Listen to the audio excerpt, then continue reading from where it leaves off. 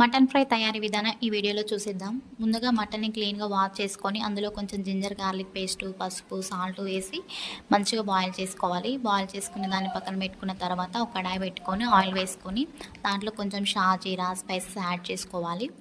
అవి కొంచెం వేగాక కొంచెం వెల్లుల్లి పేస్టు, కరివేపాకు వేసుకొని వాటిని కూడా వేగాక కొంచెం పసుపు యాడ్ చేసుకోండి. తర్వాత ముందుగా మనం తయారు చేసి పెట్టుకున్నాం అంటే ఉడికించి పెట్టుకున్నాం కదా, ఆ మటన్ వేసి మంచిగా వేయించుకోండి. అది ఆయిల్లో మంచిగా ఫ్రై అవ్వాలన్నమాట. కొంచెం పీస్ గట్టిగా అయ్యే వరకు వేయించుకున్న తర్వాత కారం వేసుకోవాలి. నేను ఇంతకు ముందే సాల్ట్ వేసి ఉడికించడం కాబట్టి ఇప్పుడు సాల్ట్ ఏమి వేయట్లేదు. ఈ కారం వేసిన తర్వాత కొంచెం ధనియా powder, next mutton masala 2 add చేసుకున్నాను.